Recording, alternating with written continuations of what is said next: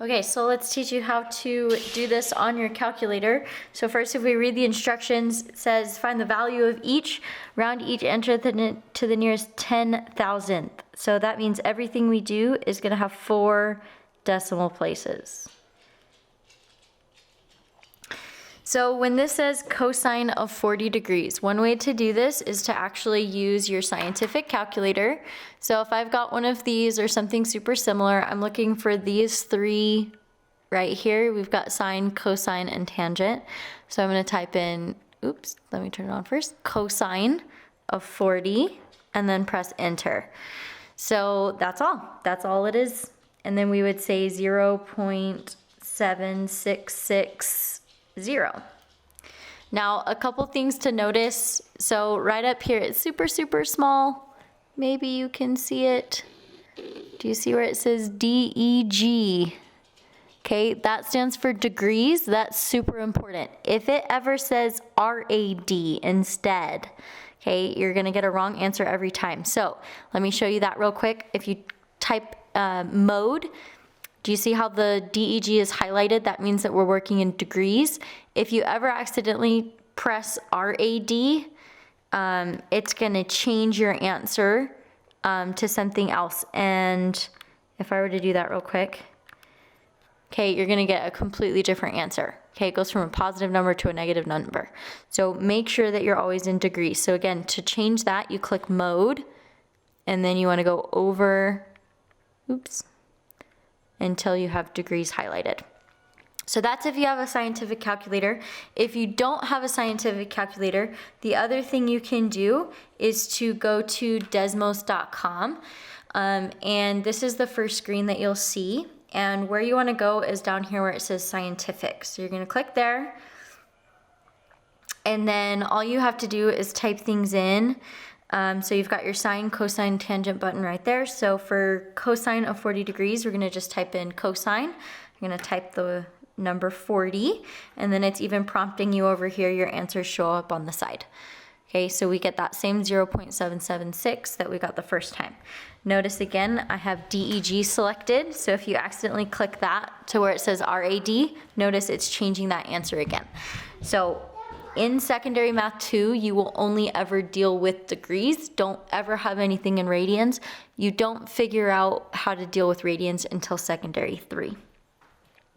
So let's finish going over just a few more of these. I'll do some of them on Desmos and some of them on our regular calculator. So for this one, we've got sine of 60 degrees. So if I were to go to Desmos here, I'm gonna delete my cosine, hit sine 60, close parentheses, and we get 0.8660. Now, if I were to do that exact same thing on my calculator, I would have sine of 60, and it's gonna give me that radical.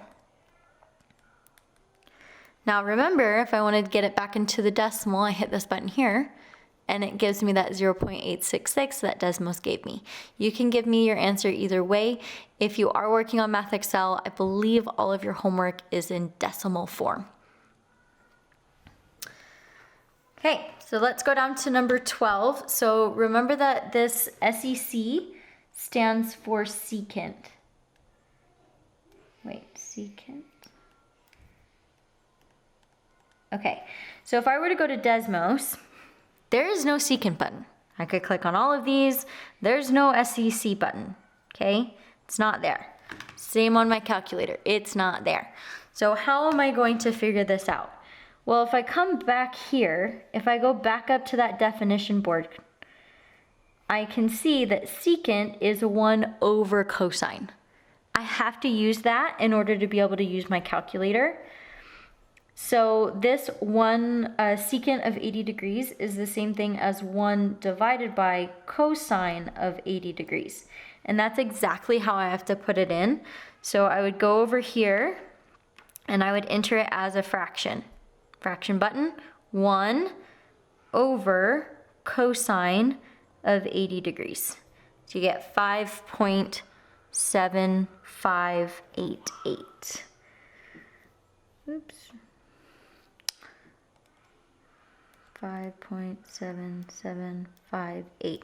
And let's do that on our calculator to show you one more time. So no secant button, so what do? I'm gonna do my fraction button, 1 over cosine of 80 degrees. And I get that same 5.7, oops, and I did it wrong. 588, there we go. Okay, so another way to do that on your calculator is, remember, a fraction bar is also just the same as division, so you could say 1 divided by cosine of 80 degrees, and that's going to give you the exact same thing. So there's lots of different ways that you can put it in your calculator. None of them are better than the other. So now let's keep practicing just doing that in our calculator, making sure that you get the right answer out. So here we've got cotangent of 60 degrees. Cotangent is the reciprocal of tangent. So I'm going to have to do 1 over tangent of 60 degrees. So I'm going to put that in here. 1 divided by tangent of 60. Okay, and it's going to give me the square root of 3 over 3, which I can then convert to my decimal of 0.5774. Then we've got tangent of 84. Typing that in. 9.5144. And then last one, this one's cosecant, which is 1 over sine. So I could do the fraction, 1 over sine of 85. Oops. Oh, and I got a syntax error because I didn't put my parentheses in the right place. There you go. You get 1.0038. And that's how you use your calculator to evaluate trig functions.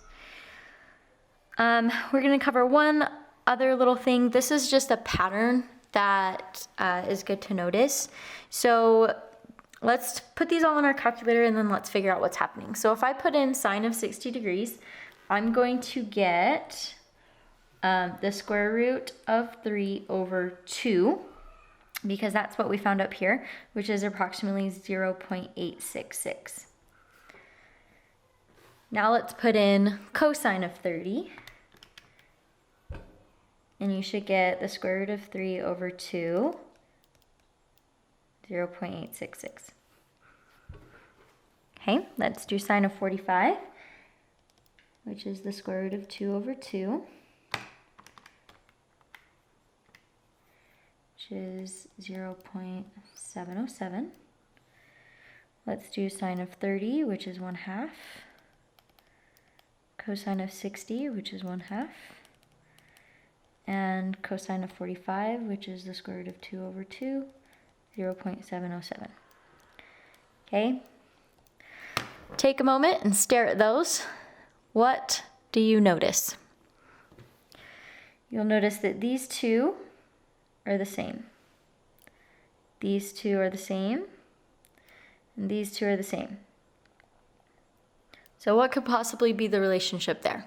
Let's look at the bottom set first. One's sine, one's cosine. But 45 and 45. Trig functions are all based off of right triangles. A right triangle has to have a 90-degree angle. 45 plus 45 equals 90 degrees. So when you have sine and cosine, 60 plus 30, what's that going to get you? Your magical 90 degrees. 30 plus 60, sine, cosine, 90 degrees, so they're going to be the same values. Just kind of a fun pattern. That's not a necessary piece of information for you to know, but it is a nice pattern that's going to save you a little bit of time in the long run. For example, on problems like number 17. Predict what goes in the blank. Check your calculator after you write the number down. So notice that this one's sine, this one's cosine. Look at your angles. 65 plus 25 equals our amazing 90 degrees. So if this one is 0.90631, what's this one going to be? 0.90631. They're going to be equivalent. Cosine sine 65 plus 25, 90 degrees. So if this one's 0.42262, this one's going to be 0.42262. Not a necessary piece of information, but a cool pattern to know. Okay, that's it for today. Go ahead and go on to Math Excel. You're going to complete assignment 8.2.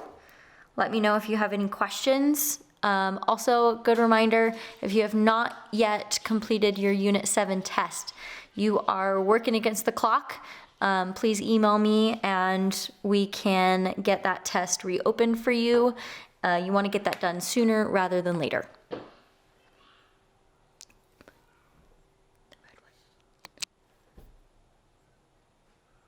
The red one? I pressed the red one. Did it stop recording? I don't know. Is there a clock on it? Yes.